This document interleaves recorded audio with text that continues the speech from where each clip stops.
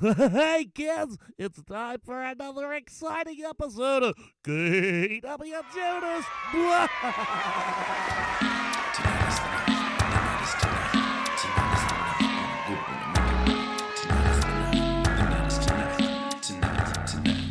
I'm still alive tonight, comforting me sometime. Pardon me as I approach the roach, light the stage as I hit the dose. Sneak a peek on the freak cause I want some more.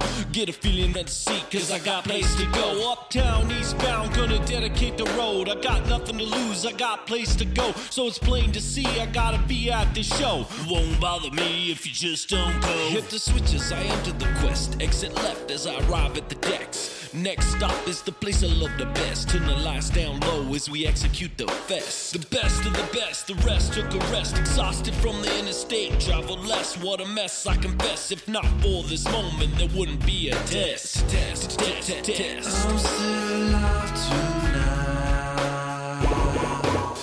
comforting me sometime.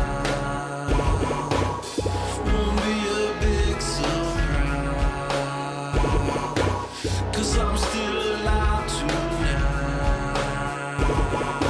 Back and forth with no hesitation. The monster on the mic, it's a deadly invasion. Looks to the east and rise in conversation. Number one with much motivation. Coherent, apparently, I test the observation. Leads to new, profound information. Relevant to express, inspire a nation. Anytime, any place, any day, anywhere. I got the keys, so don't despair. Every time I split, I see you down there. What's the matter? Can't explain, I can't compare. Sharing the experience of life affairs. Time and time again, I got to beware. I take care, steady the approach and pay the airfare. Where would I be without the rare possibilities? Enough's enough, I'll take you there. I'm still alive tonight,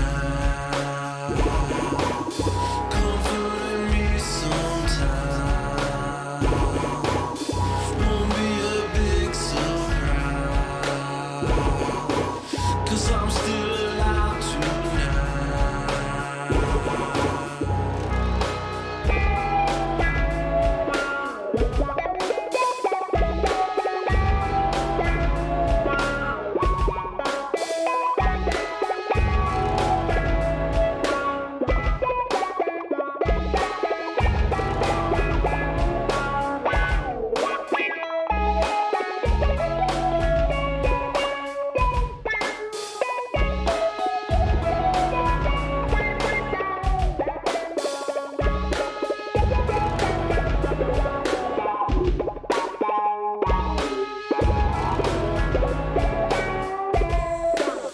I'm still alive tonight, comforting me sometime. Won't be a big surprise, cause I'm still alive tonight.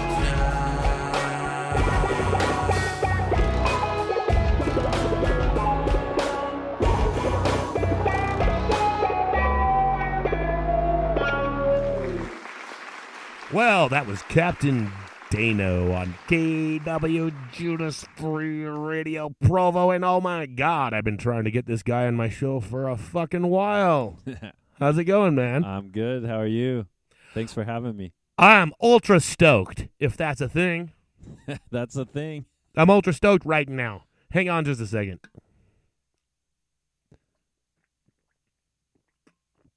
All right, I'm calm. I'm good. I was about to freak out. I'm glad you're here. Yeah, I'm glad to be here. Thanks for having me.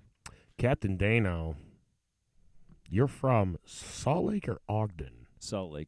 Salt Lake. Yeah. Okay. Are you originally from Salt Lake? A Utahn? I'm a Utah. A native? Yep. Up north of Salt Lake in a little town called Bountiful. Bountiful. Shit. To me, everything north of Salt Lake is Ogden, man. I'm sorry. And I'm pretty sure to most people that don't live down here, everything south of Salt Lake is fucking Provo. Yeah. So here we are in Provo. We're technically in Gumpson, Utah, which is a little podunk town nobody knows about, and we're totally fine with that. But Bountiful, Where is that in relation to Ogden? It's a lot close. It's like the next thing from Salt Lake. There's North Salt Lake and then Bountiful. I was just up there last night fishing at Willard Bay, getting my ass kicked and not catching shit. Yeah. Do you know where Willard Bay is at? I do. Yeah, that's a lot further. So where is north. that in relation? That's closer to Ogden. Yeah, that's. I mean, literally right after Salt Lake is Bountiful, so it's almost like a suburb of Salt Lake. Word. Pretty hardcore music scene up there. No. In Bountiful? No, there was a lot of there's good musicians there, but Salt Lake was where most of the musicians would go play. It's what they call a bedroom community. Yeah, what does that mean? It means there's no businesses there. Everybody leaves there to go to work. Yeah, it's really weird. It was really nice, right up next to the mountains. So I would definitely appreciate that. Yeah. Do you see any little critters frolicking in your yard when you wake up in the morning? Yeah, we weren't right next to the mountains, but yeah, I'm sure. Well, then what the fuck are you paying rent for? Well, I got out of there as soon as I could and came out to Salt Lake, but. Word. Where there's all sorts of critters frolicking in your yard. Yep. They might be a bit destitute, and they might be looking for substances that you don't have. But they are interesting little critters, aren't they? Yep. I like to go people watching sometimes in Salt Lake. It's a little scary sometimes, actually, but yeah. We practice around 4 South, 4th West-ish, and I have a rehearsal spot there too. The Positively 4th Street. Yeah, yeah. It's a nice place. I like it. It's For cool. anybody out there, it's a nice place, Yeah. and that goes to anybody out there. Yeah, it's I That like includes you. I like that you can go and be as loud as you want at 3 a.m. Nah, but dude, so I'm weird. I like weird shit. I was just up there, like 2 nights ago? Like a block down, there's that little corner market. And then a block up, and then a block over, I discovered a big row of abandoned apartment buildings. They're all getting demolished. Yeah. One of them's already halfway demolished, and I had just gotten out of a show, and I guess I didn't really feel like I was quite done yet for the night. I don't know how I just wound up driving past these things, but it immediately struck my attention and was like, I must stop my car. Do you know where I'm talking about? I don't, but I know they're basically reshaping that whole downtown area. They're tearing stuff down and building it as Yeah, it fast looks as they tear it down. like a lot of stuff is just getting demolished right now, and I'm kind of a sucker for abandoned buildings and just creepy shit. Yeah, they look And it was cool. fucking creepy. Just like driving past, I was like, "Whoa!" Just rubbernecking, and I had to circle around a few times. Like, do I want to do this? Do I want to do this? Do I? Yes, I do. And so yeah, I parked my car. It's probably like after midnight, and of course there's fences and no trespassing signs, but they are not very well kept. I mean, there's an alleyway where the fences are down, and I could just pretend I didn't see any signs. You can go right down the alleyway. So, Yeah, we used to, as the youth, we would go out to Salt Lake, and there was abandoned buildings, and we would get up to the roof and hang out and on the roofs and just watch the stars. And we were. I don't think you could have made it to the roof on these ones. Oh yeah. I would love to have, and I kind of want to go back, but I made it right around the corner of the alleyway. And I mean, I ain't a scared motherfucker. I don't need to go to church. First thing I see right when I turn around the corner is a dude hunched over. Don't know what he was doing, but it's like, He was praying. of course you're kind of like, ghosts and shit, you know? And then like you first turn around and there's just a dude and you're like, okay, what do I do? Just keep walking. Don't say anything. He saw you for sure. And you just keep making your way down this dark alleyway. I didn't even have a light. I had the light on my phone.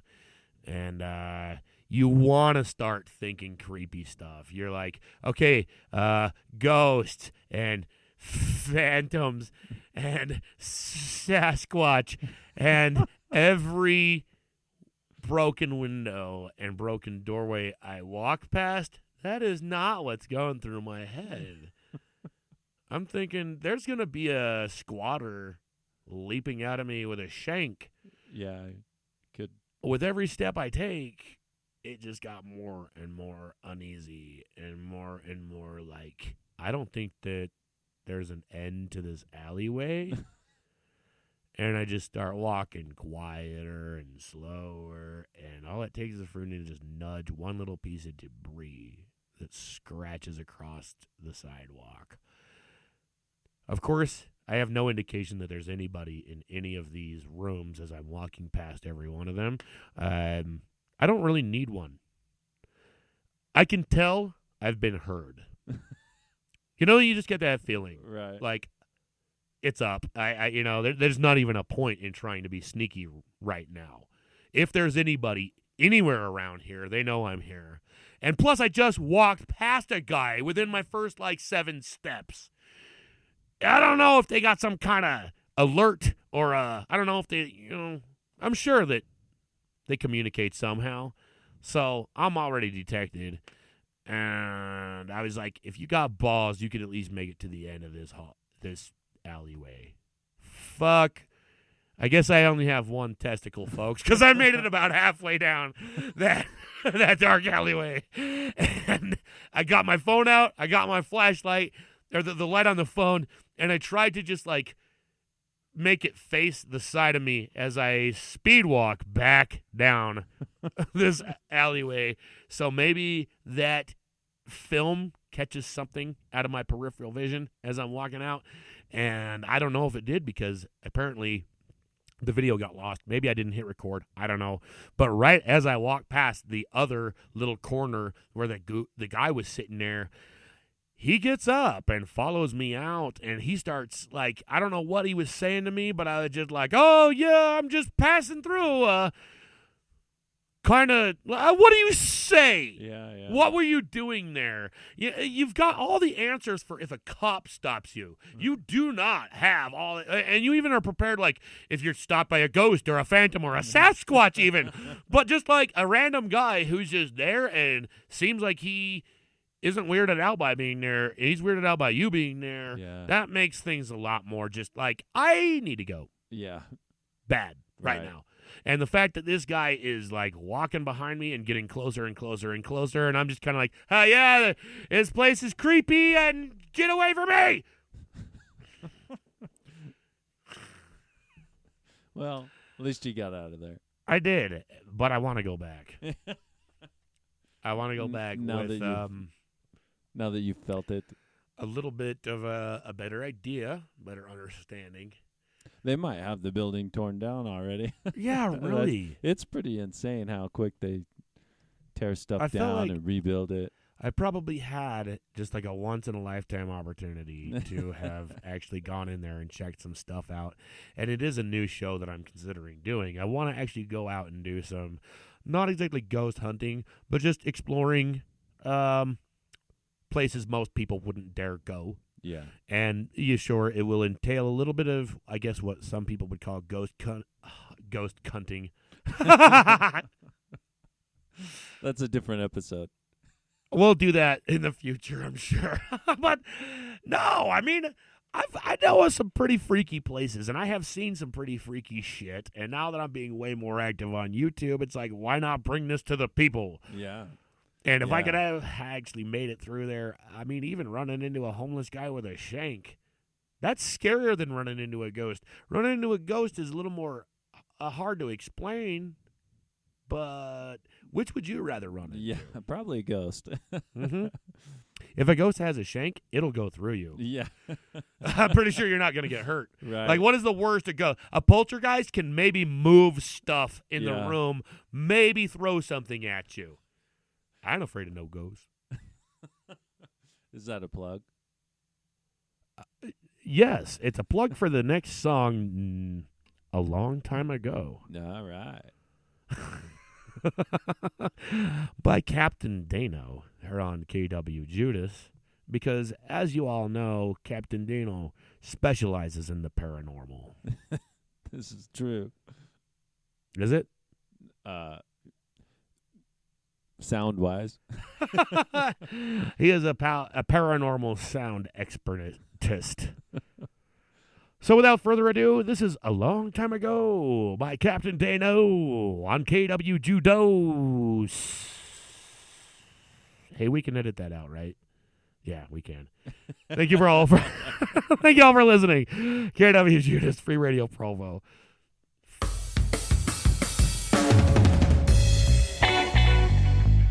It's a one.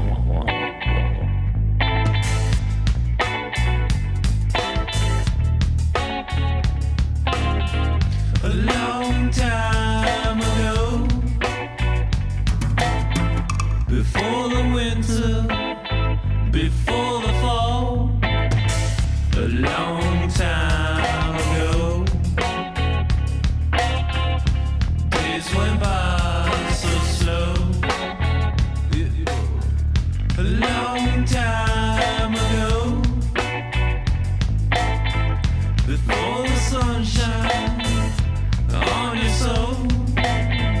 Do you remember those summer days? All the laughter, all the play. Never wanna leave there. Never wanna leave that home. Never wanna leave there. Never wanna leave that home. A long time ago, before the sunshine on your soul. Oh, time will change most everything. It's hard to say now how it all began. It was a long time ago, before the winter, before the fall. A long time, a long time, a long time, a long. Feels like yesterday, where we were, I can't say. Seems like a fantasy. I never wanna leave that place. Never wanna leave this. I never wanna leave that place. Never wanna leave this. Summer don't wanna come again. A long time ago, before the winter, before the snow. A long time ago. Do you remember how you told me so? It was a long time ago. Long time ago. A long time ago. A long time ago. A long time ago. A long time ago. A long time ago. A long time ago. A long time ago. A long time ago. A long time ago. A long time ago. Thank you. CaptainDaneO on KWJUDAS. Most eloquent performance, I'd say. If I do say so myself. So you recorded this entire album yourself, did you not? I did, yeah. It was quite the experience. How long ago was this? It was released in 2015, and I did most of the work in like 13 and 14. So it took you about 2 years Yeah. to self-produce this whole Yeah. work that we are hearing. Yep. Word. So we were talking a little bit earlier about just like self-produced stuff, and like I hate to just like ask questions that I've already asked you, but whoever the fuck is listening right now, they don't know what we were talking about earlier. We were Right. talking about all sorts of fucked up shit. Yeah. I mean, like things that you guys would totally cancel the show over, like heresy against, I don't know, Metallica and Elvis and Yeah. Jimmy Morrison. Those are all good topics too. Her page, her man, it's like, I've already heresied. But on the note of you recording your own album, fuck all those other guys. Bunch of rich kids they were. This guy, he grew up without a dime, destitute and impoverished, wearing cloth diapers. That's actually quite accurate. Oh, wow, that was a guess. You had cloth diapers too? I think so. I can't really remember that far back. Man, I remember cloth diapers and plastic pants like it was Tuesday. But yeah, I lived in a garage for a while, and that's where I started recording and stuff, and so it was kind of brought from the streets of nowhere. That's gangsta. Yeah. That's what you should have named the album. Straight off the streets of nowhere. It's probably been taken. What was the name of this album anyway? Monster in the Attic. Monster in the Attic. I like that too. Yeah. The Addict. The Addict. Oh. Yeah. So what's the story behind that, if there is one? I mean, I guess everyone's kind of addicted to this and that, and there's usually a monster inside of that addiction, And, it could be a friendly monster. As I slurm the sauce, I should not be slurming. That's the monster. It's a Mississippi mud. It's ferocious, folks. Hey, Mississippi mud monsters are the bomb. Really, if I had to pick a beer to be a monster, it would be the Mississippi mud. Correct. Fear the Mississippi. I mean, look at that fucking thing. There's an alligator on it. You can't find these that easily around here anymore. I believe that. But yeah, the main program that you say that you use, we were kind of talking about preferred DAWs, and me being someone that's trying to get into this, and possibly some of our listeners as well, for, what do you call it, the novice of home recording engineer, especially if you... Did you ever go to school for it?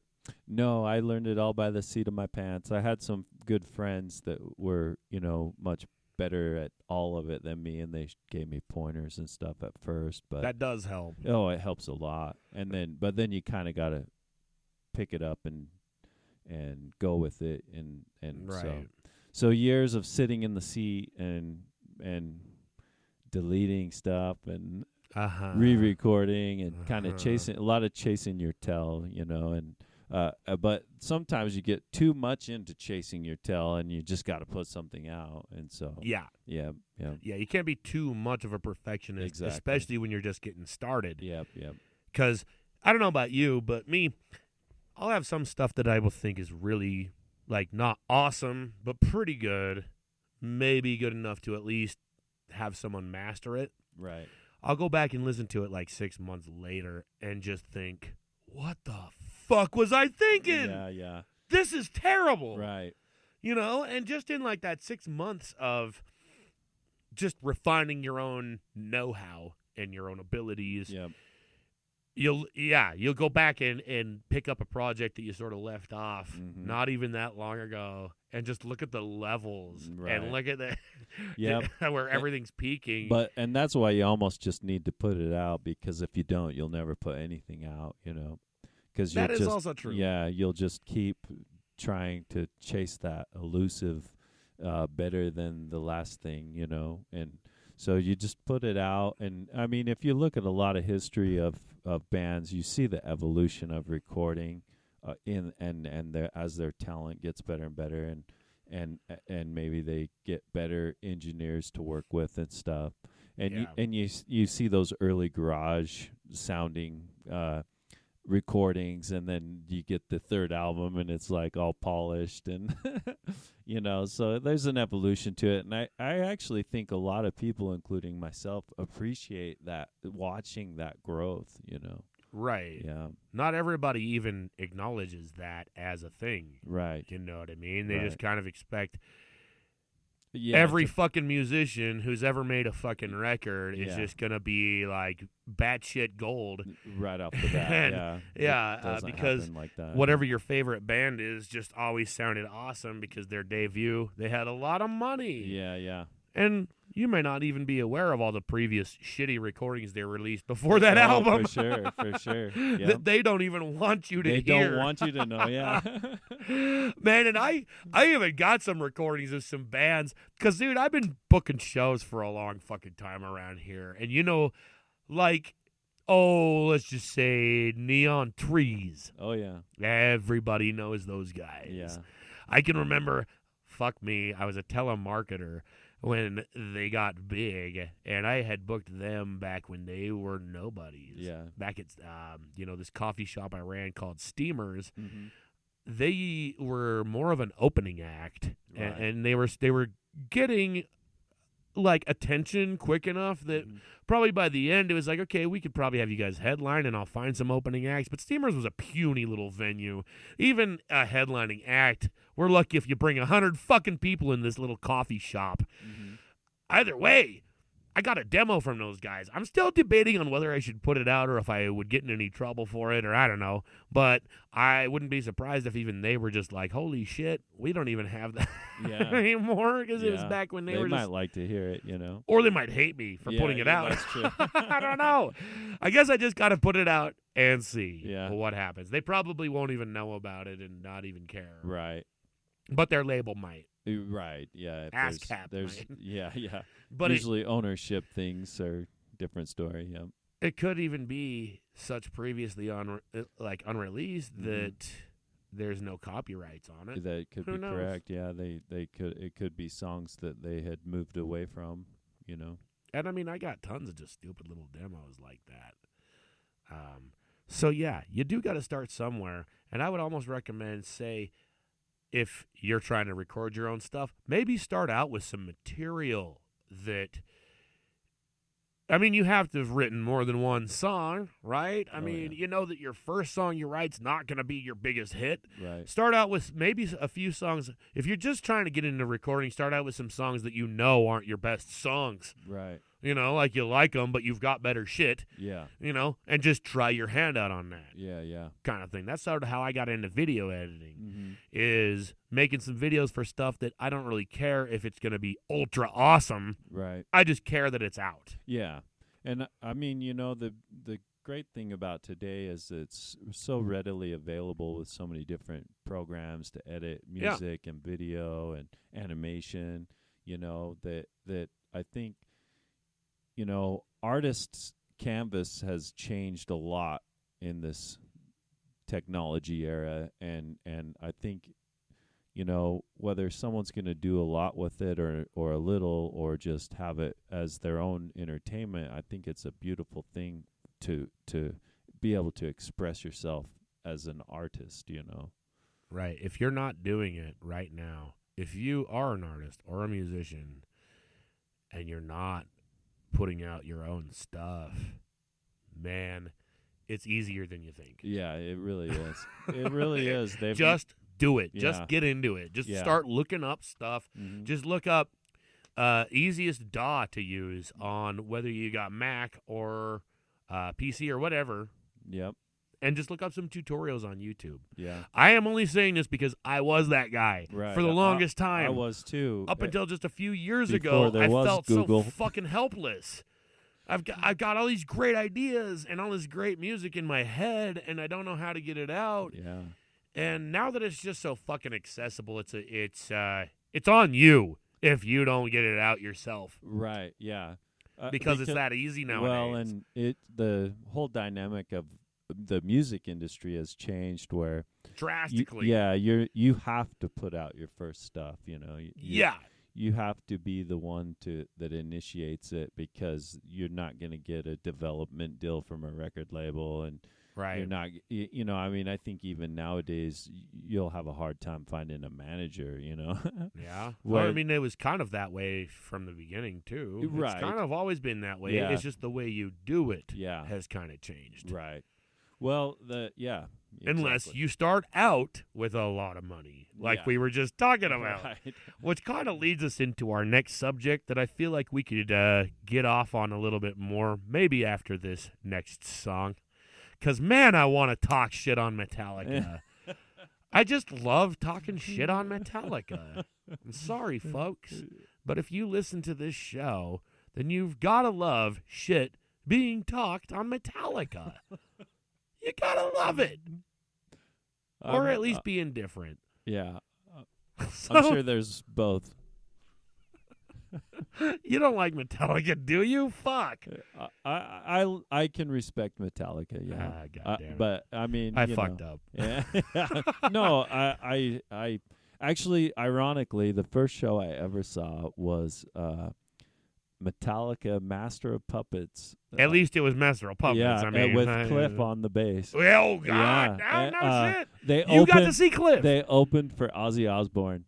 Okay, yeah. Yeah. See, you can hate me Yeah. for fucking talking shit on Metallica. But I didn't even know who Metallica was, and then you have even more of a right to hate me. If you saw Metallica without knowing who they were, that's old school as fuck. It was a cool experience, But I never was this big Metallica fan, but a lot of my friends were, but one thing I respect about Metallica is they just stood the test of time. And that is true. That's difficult. And they still are. And they still do it, like that. I have a respect for people that whether they came from money or they didn't, but if they have hundreds of millions of dollars and they're still fans. Yeah, and they're still doing it like that my hat's off to them, because there's so many bands that come and they make all this money and they disappear or they break up or whatever it is.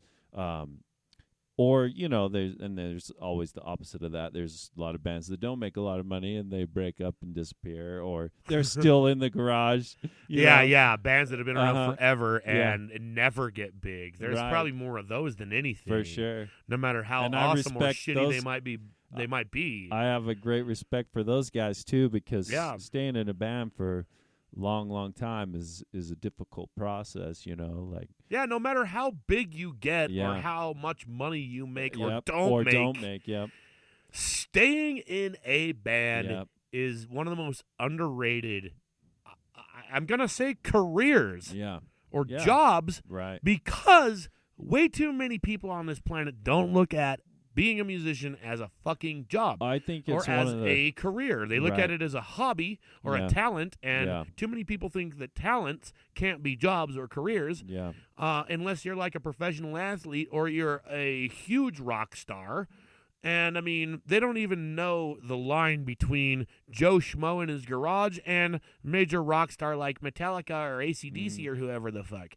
They, of course, don't understand the immense area between that and the immense amount of work that you have to do. It's a lot Not of work. like this just happens for you because you're that fucking talented and that fucking amazing. Right. Usually a talent is developed, like usually there's a lot of woodshed, and there's a lot of listening to your favorite artists and then developing your own voice, and there's a lot of work that goes into it. But like they said, if it's something you love, you'll never work a day in your life. But still, you're doing that over and over and over and over and over and over.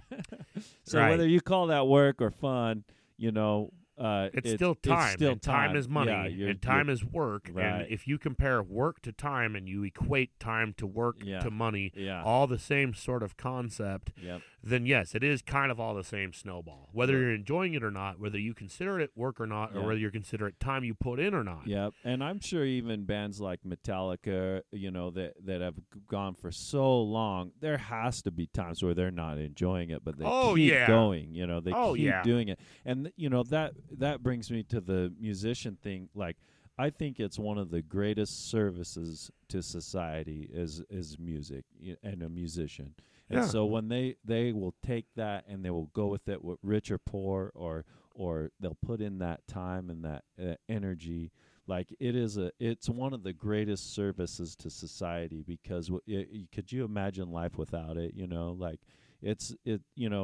these are like most of my heroes are musicians, which is odd to put the hero label on them, but I don't think it is. I know. And I'm pretty sure that many people don't think that a musician is an invalid hero. I think that's a quite common thing. Yeah. Just And- like it is a professional athlete or an and actor or a it's- comedian or something. Yeah, exactly. And that reach that those people get, I don't think any of them will ever understand like how they're affecting people's lives, you know. And so it's one of the greatest services to society that sometimes, whether you're getting millions or not, you don't even know how you're affecting someone, you know. Right. And so it's not even about the money, you know. Right. But one thing that I guess I feel like is a little bit a part of the problem is, and I'm not trying to like criticize your grammar, but just the word service. Right. Society still seems to regard this as a fucking service. Right. And look, assholes, Yeah. we're not here to serve you. Right. We are working just as hard as you. Yeah. And I promise you that there's probably not another career choice you could make that will be overworked and more underpaid than even a fucking elementary school teacher. And I am saying that to all you elementary school teachers out there. You think you got it bad? Try being a professional musician with no fucking money starting from the ground up. You'll get paid less and you will work harder and nobody will respect you. Have fun. This is why nobody wants to be in a band anymore, and everybody's doing podcasts now. Well, hey, podcasts are what apparently people want to listen to. I know. I'm in so many bands, and ain't no one ever gave a fuck. Hey, all you listeners, what band am I in? Yeah, that's what I thought. You don't know, you don't care, but you're listening to this shit. Yeah, fuck my podcast. Listen to my band. Listen to the bands I fucking play on my podcast. Listen to CaptainDaneO. This guy puts his heart and his soul into not getting paid anything. It's a labor of love. You know, I got asked by a friend, why do you think musicians deserve to get paid? And I about smacked his fucking teeth out of his jaw. Why do professional athletes get paid as much as they do? And of course his answer is they don't. They're just playing a game. And I'm like, what, you think this is a game? Fuck you. And he's a journalist. I'm like, bitch, if I wanted to be a fucking journalist, I could get a paying job in about a week. I could start fucking saying, and he's got a degree. I could start saying, I got a fucking degree. I went to school. I want to be a journalist. You could start filling applications. You could start turning in resumes. Do you get to do that as a musician? Nope. Do you fill out a job application or turn in a resume as a musician? Who do you turn it into? Nobody. Who do you say, this is how much experience I've got? Nobody. You can't put anything, even if there was an application, all the stuff you put on it wouldn't matter anyway. I got 12 years of playing guitar. Yeah, so does like my dad. Who gives a fuck? You know what I mean? right. I mean, and a lot of it is because there is this oversaturation of musicians who are doing it for fun and are not doing it as a career. And it is a hobby, and it is, quote-unquote, a service that they are providing to the masses, and too many of the masses regard it as a service that people just produce all honky-dory out of the farts of their ass, and anyone could just do that. Why would I pay you to do that? That's like paying me to make fucking my signature, sweet rolls that I bring to every family reunion. Hey, someone might buy those. If you believed in yourself. And if you had good enough sweet rolls. Yeah, that's true. And that's you put as much time, thought, energy, and passion as one shitty little garage musician who never made it, your sweet rolls would still be shit. But someone would buy it. And that's someone why would enjoy it. Nobody believes in you. Segue into You will appropriately inappropriate. We're trying to encourage you kids to get into your own recording and record your own shit, because there's probably more hope for you if you do. Now, career musician, good fucking luck, motherfucker. Start a podcast. and exploit all the musicians on your show. Oh, wait. So let's have another song, shall we? As life and learning tips for the aspiring musician on KWJUDAS. One of these episodes is going to get me shot or strangled or at least my ass kicked. What's the name of this next song? Appropriately inappropriate. I love this song. Appropriately inappropriate. You could totally get into this one. You can dance to this major club hit coming up. Appropriately inappropriate. KWJUDAS, CaptainDaneO. Thank you all for listening.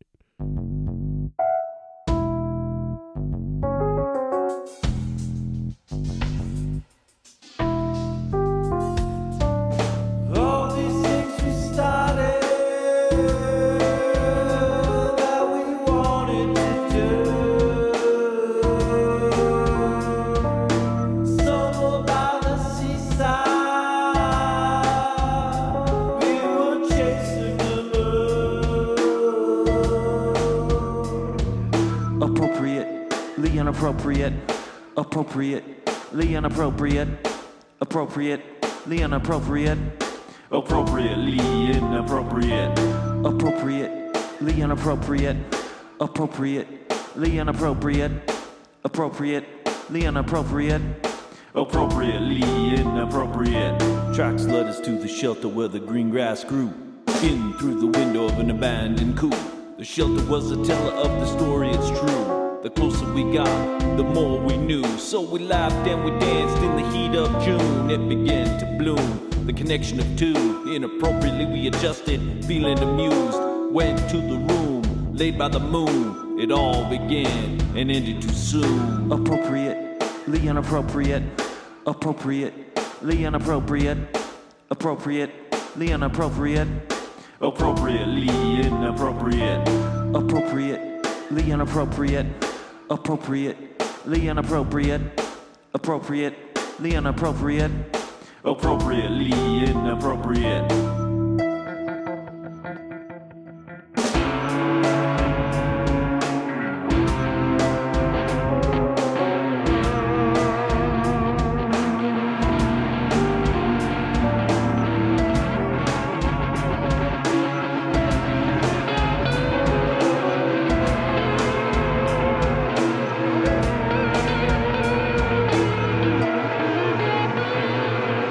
Sunrise rose, we chose to go our separate ways. We knew what we know.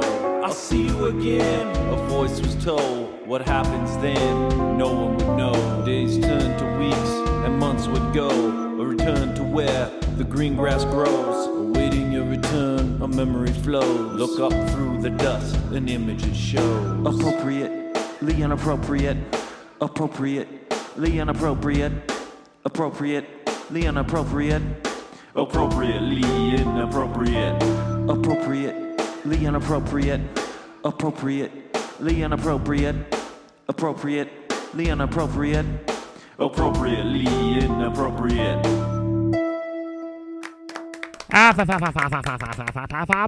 CaptainDaneO here. It has been such a delight to have you. Well, thank you. We've been doing so much, like, off the mic talking that, goddamn, I wish we would have recorded. So that's why we just said, let's hit record. Because we're talking about, again, bands, other bands. Oh, yeah. And the music industry and what's wrong with it and what's right with it. Mm-hmm. And it kind of got us leading to the band Primus. Yeah. Which, well, deserves a little bit of attention. Yeah. Because you've got, you know, we were talking about how that we got rock and then you got metal back in the 80s. And I think you started getting into music a little bit before I did. I'm not sure how old you are or I am, and we don't have to disclose that on the air.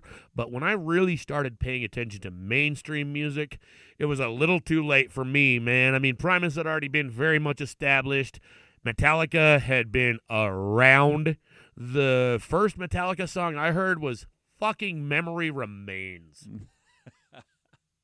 That was my first Metallica song.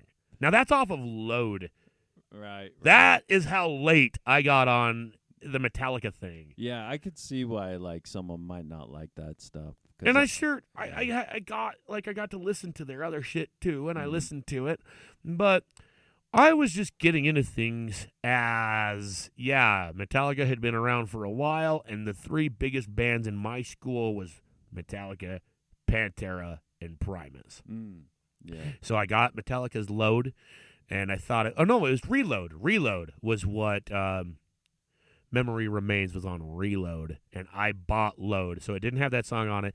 I listened to that album. I thought it was okay. My brother happened to buy Pantera's Live 101, and we both bought them at the same time just because we knew that the rest of our school fucking liked these bands. We never heard them on the radio. We were just like, okay, I guess we have to check them out if we want to be fucking cool, because just listening to like Hot 94.9 and saying I like Blackstreet doesn't quite cut it anymore. And Weird Al sure as hell wasn't cutting it anymore. So, yeah, we had to get cool. Because back then, kids, Weird Al was not cool yet. Now, oh, fuck. I'm jealous of you kids. If you say you like Weird Al, I mean, the worst they'll say is, my parents listened to Weird Al. But they said that when I was a kid. They probably said that when my parents were a kid. Right. You want to think talk he's about been around withstanding that the long. test of time. Fucking, Weird Al. Yeah. Anyways, getting off the subject. We had Metallica, we had Pantera, we had Primus. Yeah. I heard Pantera, and I was immediately like, this is going to piss my parents off way more than Metallica's fucking Load. And so, I play that shit loud, and my parents are pissed. And then I come across Primus's Pork Soda in That's a a good used CD shop, and I just bought it without listening to it, assuming it's going to be another heavy metal band. And, well, you've heard that album. Yeah. How similar is that to Metallica's Load and fucking Pantera's Live 101? Not at all. It's a complete opposite. Not even an opposite. It's not even the same fucking galaxy. And I was just mind blown. I was like, this isn't what? How did you? With every song that played, I was waiting for the metal. And when the metal never happened, but the weirdness kept happening, the more I was like, this is not what I wanted. But I love it. Yeah. More and more and more. And by the time we got to DMV, about halfway through that album, I been the hell I spent at DMV, and you just, this is psychosis. This is not heavy. This is not anger. This is just demented. It's just psycho. I like the fucking crazy without it being metal. And that is when I was finding like, all right, this clicks. And the more Primus I bought, the more I was like, it's nuts. It's psychotic, but it's not metal. Right. And the more heavy you can be, no matter what genre you are, anything from classical to country, you can still get heavy. Yeah. There is still For sure. very heavy classical music. Yeah, I would say Don't like have to be Beethoven metal was to pretty be heavy. Yeah, Beethoven dropped some heavy Yeah. shit. He was one of the first Right. to drop some heavy shit. He was serious. You got Mahler had some heavy shit. Yeah. Prokofiev. Right. Prokofiev. Shlongbabanov.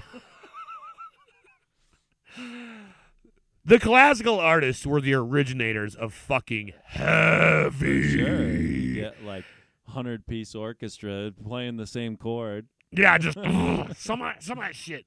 And there are even metal bands who have acknowledged that. Oh, yeah. Yeah, and they throw in little excerpts. Man, one of the greatest is, in my opinion, Necrophagist. That guy even throws nods to guys like Prokofiev and Beethoven, and will throw some of their shit in his death metal riffs. You know, yeah, like I do a terrible job at representing it. Just look it up. But on the Primus note, you were bringing up how you accidentally saw them and you didn't even know who the fuck they were. No, I mean, I went to see this band called 24/7 Spies at the Speedway Cafe. Do you remember that place? That's a long band name. Well, the 24/7 Spies. Oh, well, that's still a long band name. Yeah, they played at a place called the Speedway Cafe, Okay. and it was it was an all ages place, which was really cool. And The Salt Lake? it was in Salt Lake, yeah, Word. actually right down by Positively Fourth, actually just like 2 buildings down the street. But it's closed down now. They didn't like what was happening. Is the building still there? The building's still there. I think it's like So what? laundry detergent or something is what they manufacture there now. But All right, was kids. The old laundry detergent building used to be a Primus show. yeah, it was an all ages venue. It was one of the coolest in Salt Lake. And, That sounds awesome. About what year was this? 1990. Word. Yeah, and What was the name of this band? I never heard it. 24/7 Spies. They were like kind of like a Heavy Chili Peppers. They were from New York. Word. They had a really cool couple albums. And, I had to look that up. Yeah, and I went to see them, and it was like $7 is all. And Hell yeah. and this weird band was opening for him called Primus, and I had never heard of them. And they were playing, and I was so confused. I just didn't understand what they were doing. That's why they're so great. And so this is what's crazy about the Metallica segue, dude, is like there was like maybe 300 people in the whole place, and like a good 200 of them down front were like freaking out, singing along, and I'm like, how does anyone know who these guys are? And they got done playing, and they left, and they got an encore. They came back on, and they played their version of Master of Puppets. Have you ever heard that? Yes. Yeah. It's like 57 seconds long.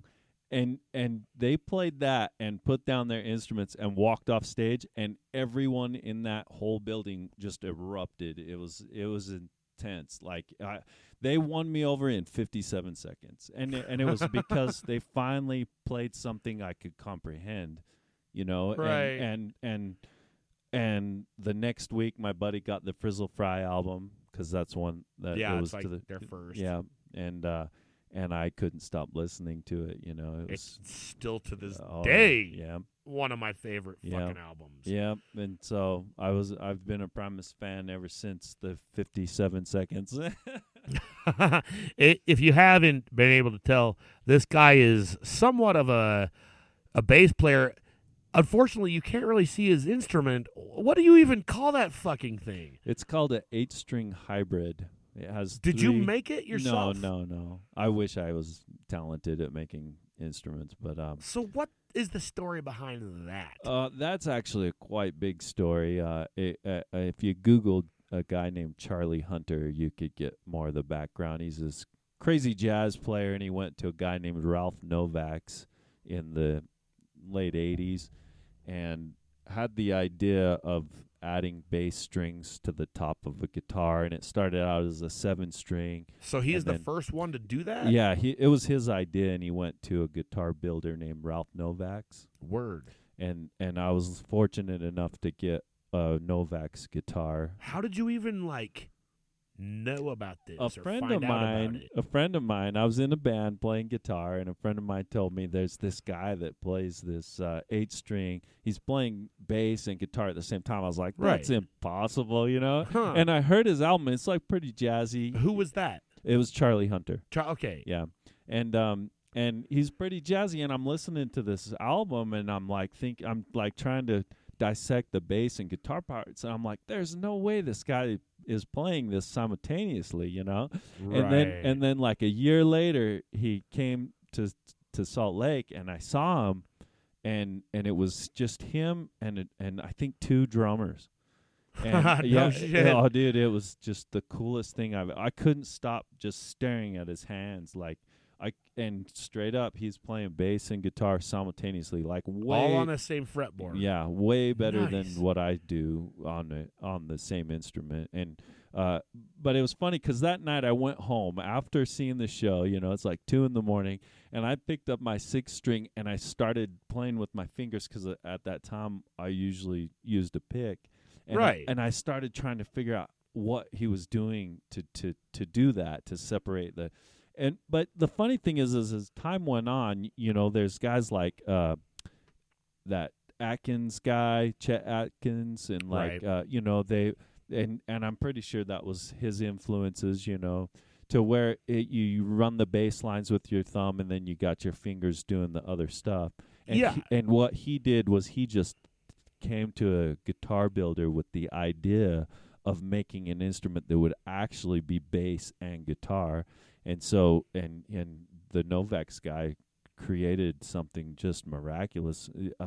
It has separate bass pickups and separate guitar pickups and separate outputs. So you're going to a bass amp. Oh, you even get different outputs? Yeah, you're going to a bass amp and a guitar Nice. amp, and so you're getting these very distinct Does it have sounds. 2 different jacks? Yeah, 2 different. No yeah, shit. 2 different outputs, 2 different sets of pickups. That's way cool. Oh, That's way fucking cool. So the funny thing is, like I did said, not realize that. yeah, like I can't play it like Charlie's to this day. And So yours has that feature too? yes, yeah.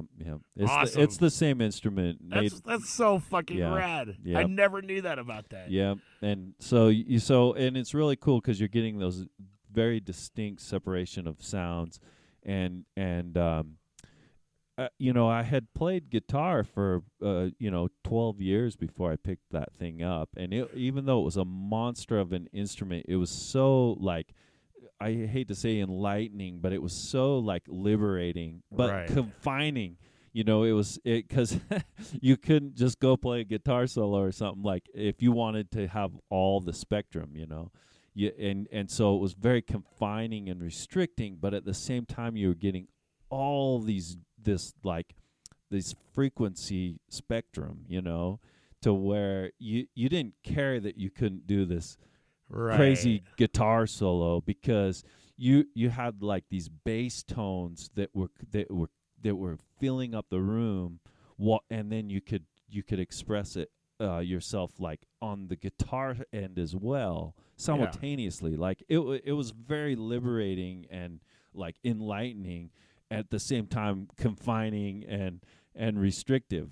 But so it was almost like yin and yang, you know. Like it was to this day, I think out of all the instruments and what I've done musically, like it's the most it's just like something that I wouldn't trade for anything, to be able to kind of play that instrument. Like whether I was playing that instrument as a project or whatever, if I was like a guitar player in another band, I would still go home and play that instrument, because it's one of those things that like I can't not play, you know. Right. That kind of answers the question I was about to ask as to, like, would you ever go back? I do play 6-string all the time, especially So acoustic. you still Uh-huh. didn't just give up guitar. Right, no. And a lot of that you'll take a lot of that with you into the 8-string world. And the funny thing is for the longest time I was thinking about being a bass player before I ever picked up the guitar. That was my other question. Yeah. Is And you didn't play bass before you picked this new instrument. I dinked around on bass, like because this rehearsal space, which was a garage that I lived in, like, and all the band equipment was there. Word. But my friend that got me into music, he was a much better bass player than I probably even am today, and so he wanted to play bass, so he played bass and I picked up the guitar, and but his bass was there, and when I was sitting around at night with nothing to do, a lot of the times I would pick up the bass, because I love the bass, like that deep. It's interesting too. I think the bass is probably one of those instruments that can be a solo instrument more so than like a guitar. I think so, Yeah. but the rest of the world doesn't seem Exactly to. right. But it was always I loved playing the bass, and I always big fans of like Les and I just love those deeper tones, and so I always resonated with the bass. So that was another nice thing about the 8-string, was it gave me both of those worlds. Because I got into the guitar almost reluctantly, because I did want to be a bass player. Yeah. But the guitar, there was an available spot for guitar in the Right. band, which I don't know if I filled those shoes too well at the time. But it gets you started. But it got me started, and then I fell in love with the guitar. Yeah. And so and then I put a lot of time into guitar and had a lot of fun in that band, and got a lot of experience from some very talented musicians I played with. Do you have any recordings from that band? I probably could dig up some stuff. We were actually called Sasquatch. Oh, shit. Okay, you've got to... dude, I mean, that's probably already a band, but I don't care. Like, I already wanted to hear this, but I don't care. Now I have to. Yeah, I'll try to dig up some stuff. It's when I first started recording, I was recording that band. If you have any Sasquatch footage. Well, I doubt we had footage because back then it was almost hard to get cameras and stuff. And I definitely get you. And we were, but we want Sasquatch footage. Live, authentic Sasquatch footage here on KWJUDAS. I would I'd pay money for it. Let me look at my. You know what? Actually, I might have some video footage of that. I love it. Yeah. I mean, I put out a lot of stuff on my YouTube channel, All and right. like especially when it's local bands, I want local bands that don't exist anymore. Stuff that you can't find anywhere else. Right. So yeah, if you've got any stuff that. All right. Could be recovered and Yeah. you want to put it out. That's could what I'm all probably about. dig up some stuff. And that was a great experience. I think, like it was something that I wanted to do and fell in love with making and performing music and was very fortunate enough to play with some very talented musicians. And That helps. I wasn't that talented. Kind of puts the pressure on. Yeah, And like makes you up your game. Yeah, exactly. Automatically. But the funny thing was, as time went on, people have different routes in life and stuff, and I didn't want to stop, and it was just about the same time I got that 8-string, and Word. so it became kind of a woodshed project.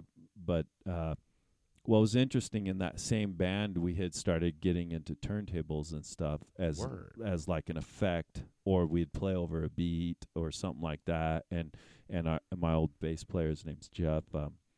He would DJ sometimes, and I would DJ sometimes, and That's cool. it was really cool. It brought a very dynamic perspective to a trio.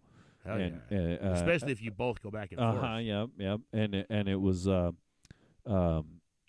something I actually kind of grew to love as well, the whole DJing thing, especially as an effect and like the scratching and stuff. Do you still do that? Scratching? Oh yeah. Word. I want Yeah. to see some of that shit too. I've actually, over time I've become better at it, which you would want to accomplish. But I've also fallen in love with that as a skill and an art form and like kind of as an instrument, Yeah, for sure. And what was interesting was that those two things kind of blended, because I was mainly the singer for a lot of my early music ventures. Like I actually started in a 4-piece. Then you're playing just your as a instrument singer, at the same time. just as a singer. Oh, just sing. And then there was guitar, bass, and drums, and then I went and started. We became a trio, and I was a guitar singer, and so like what was interesting, I was a singer the whole process, and then the turntables and the 8-string, I started using the turntables to play old recordings of the drummer I had been playing with, That's and cool. to kind of rehearse on the Word. 8-string, and then I started singing along as well, and it just became what That's I'm how doing you now. became a soloist. Yeah. Hell yeah. So one last question about the 8-string before we get into the next song. I think that a lot of people, when they hear an 8-string guitar, they think of like the 8-string guitar that Yeah. gets used a lot in like gent. Yeah. You know what I'm talking Oh about? yeah. Which basically you just drop down a guitar Uh-huh. to one more, Yeah. 5th string.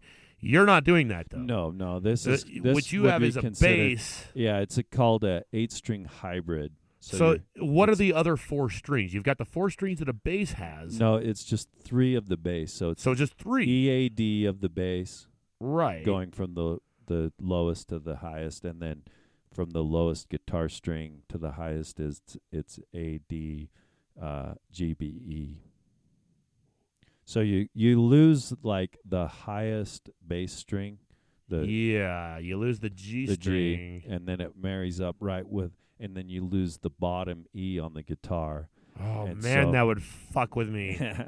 It's really cool because I use both those strings a lot. Right. Oh, yeah. Coming from like a 6-string world, you the E string, to lose the E string was like almost devastating. Well, also as a bass, to lose the G. Right, yeah. And to have that now be the E of a guitar, especially when if I'm playing guitar, I hate to say it, generally I use drop D, so that would fuck with it even more. So that's what's cool, actually, because that D on the bass still works. Is the almost the exact same octave as you would get from a drop D guitar. Oh, yeah, you're right. Yeah. And you could essentially tune the E on the bass string down to a D, which I do a lot and when then you'd playing get bass. D, A, D, A, D. Yeah. So you could do some make crazy that work. tunings like, and actually that Charlie Hunter guy does crazy tunings, and I can and see that. I think he plays in Still ludicrous. Yeah, but it was when I saw him, that was one of those things that I almost just couldn't believe, and so I had to go try it. I had the 6-string, and I knew kind of the tuning he used, and I was trying to, differentiate between what you would do with the bass and the guitar long before I ever got the 8-string. And so that was what was kind of cool, is because I was wrapping my head around the concept before I ever got the 8-string. Yeah, I'm sure that probably not only helped, but also convinced you. Yeah. All right, this is what I have to do next. Yeah, I needed it, and I still do. Like that Word. thing, even if something was to come up and my music career was to go in a different direction, like I would play that thing as often as I could, because it's almost like a religious experience to me, for lack of a better term. Like it's something that is it's like spiritual, like because you have this spectrum of frequency to work with. You know what I mean? It's like it's almost unreal. I get you. And especially when you go through like effects, like because you can go through separate bass effects and go through guitar effects, and what is nice too is having the turntables to work with, because that really holds down a lot of the fort to where I can go straight bass or straight guitar, or throw some delay on the guitar so I don't have to work as much up there and focus on the bass. And so it is just a joy to play that thing. Word. Yeah. Well, let's get into another song here. Another song here. Don't Let Go. CaptainDaneO, KWJUDAS. Thank you all so much for listening. We truly adore you, folks. Go home and jerk yourselves off profusely. KWJUDAS. Free Radio Provo. Well,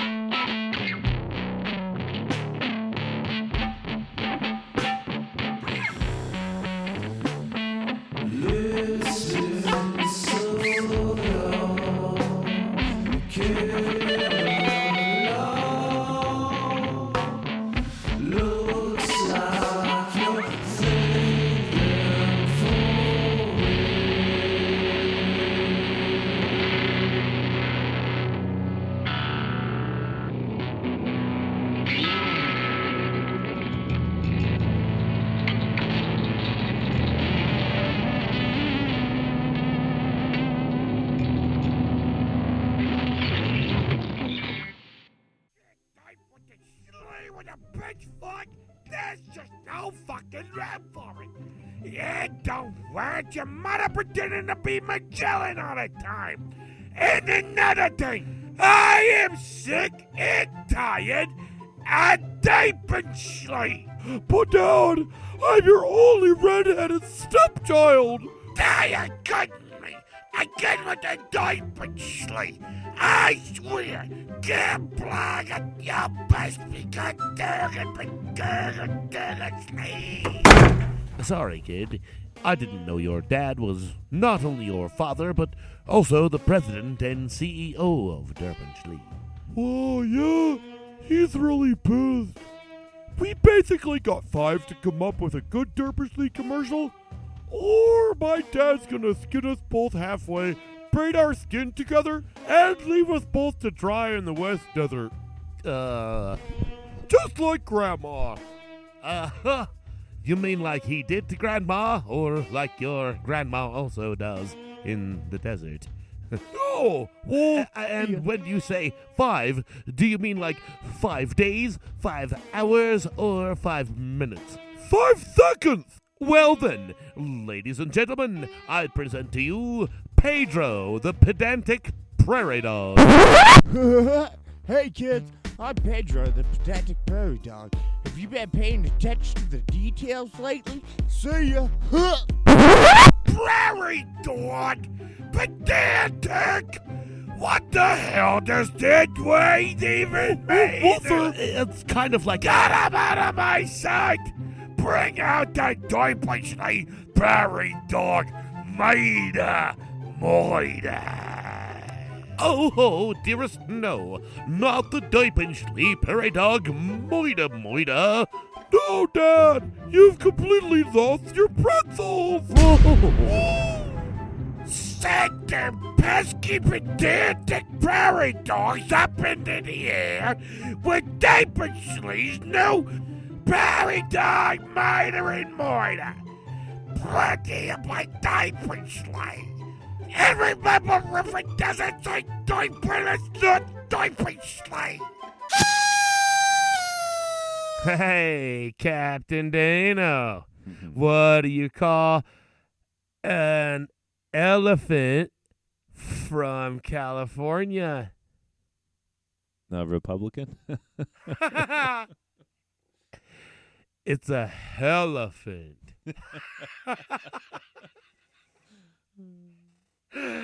I was just thinking about that while I was peeing. Hey, CaptainDaneO. What do you call a lot of elephants from California? A hell of a lot of elephant. No, you're going to love this. Ready? A hellafadazophant. Okay, I'm laughing too hard at my own joke. I was peeing. It was funny while I peed. I got urine all over the toilet seat. I had a good chuckle. Anyways, we don't have much time, so we're just going to go into the next song. This next song is called Love. Here on KWJUDAS. Free Radio Provo with CaptainDaneO.